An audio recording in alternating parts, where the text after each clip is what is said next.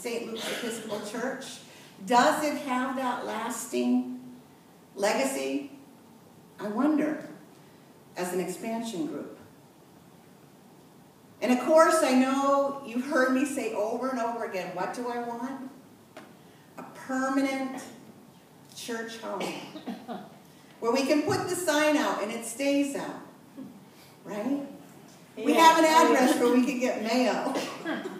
Again, we're on the map. With a telephone. With a telephone. I know, we don't even have a telephone. And, you know, I look at that and it's just so beautiful, right? It's a building that has a huge sanctuary, just lights and coming in, and we're all in a glow of that in that sanctuary. I see the big platform with the band of musicians up on it, right? All the classrooms for the children, the uni-tots, the uni-kids, the uni-teens, the YOU, the nursery, you see it? The kitchen, the big fellowship area, bookstore, in its own space. Yeah, do you see it?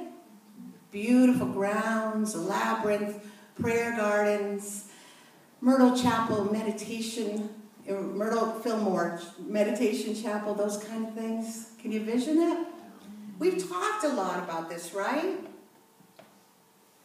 Plenty of space to hold classes and workshops, a beautiful kitchen. Plenty of bathrooms. Got to put that in. I didn't even write that down, but how many churches have you been to that have one? Anyway, never mind. So why? Why do I want all this?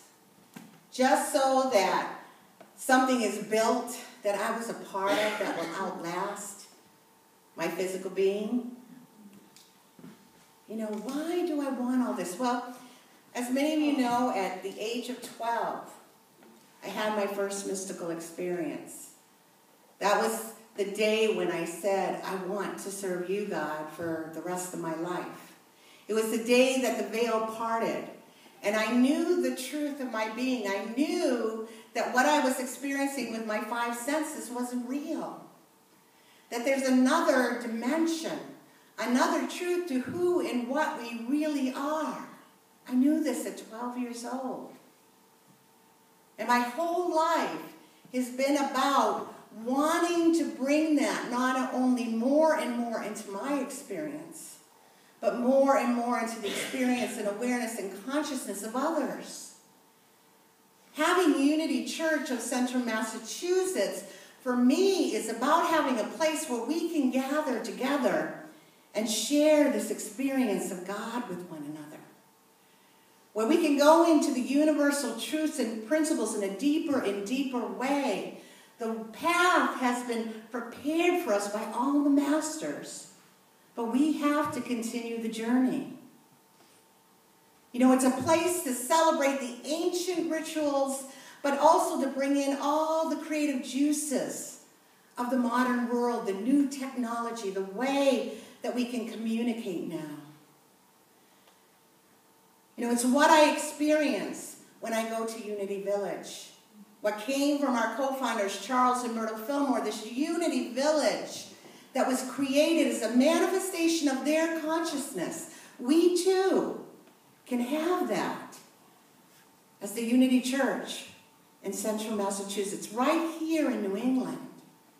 That's what I want to establish. Good idea. We don't have to go to Unity Village to have the Mecca experience, because the Mecca experience is within you and within me.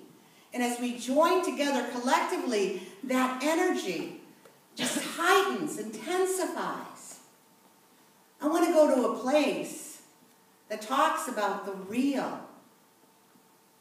dimension, the fourth dimension. You know, we got plenty of time in our lives, right, to be of the world. In our relationships with one another that are sometimes harmonious and sometimes just produce more lessons for us.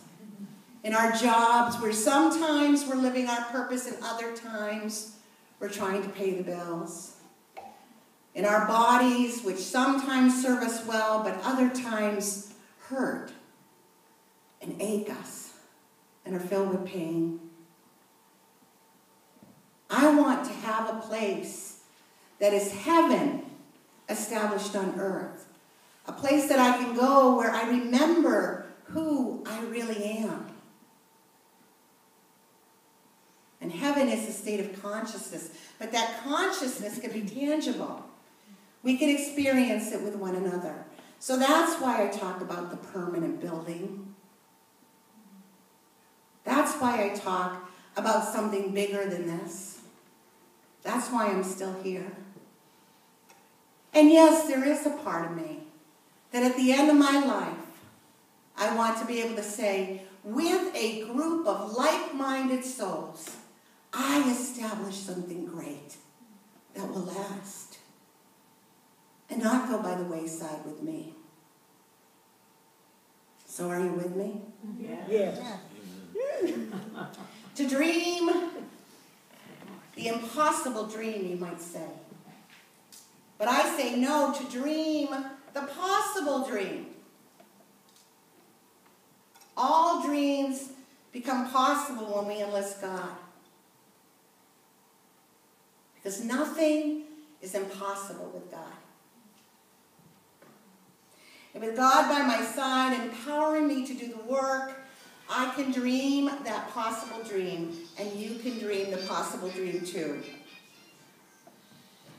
Technology. But you know, it takes work, right? Yeah.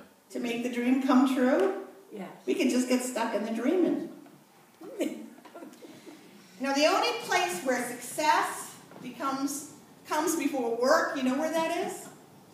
In the dictionary!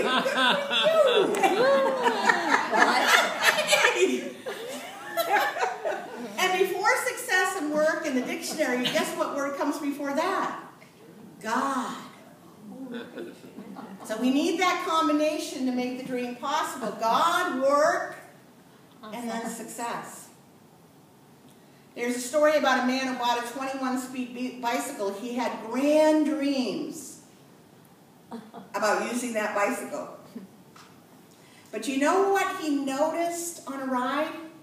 He used the first gear, and then he used the high gear, missing 19 speeds in between. He thought to himself that life is a lot like that. A 21-speed bicycle. Most of us have gears we've never even thought of, let alone ever tried to use. No dream comes true until one wakes up and goes to work. The comic Jerry Seinfeld, when he was first starting out, was having a hard time writing. He had a dream to become a great comic writer, but he couldn't make himself write until he discovered a system to help him get through the in-between time. You see, he got a big wall calendar that has the whole year on it, you know those, and he put it in a prominent place on his wall. And the next step was to get a big red magic marker. And he said, for each day that I do my task of writing, I get to put a big red X on that day. And after a few days, I'll have a chain, and I'll just keep at it. And the chain will grow bigger and longer every day. And he goes on to say, I liked seeing that chain, especially when I got a few weeks under my belt. My only job was not to what? Break the chain. Don't break the chain. It's important to keep working on the dream, folks.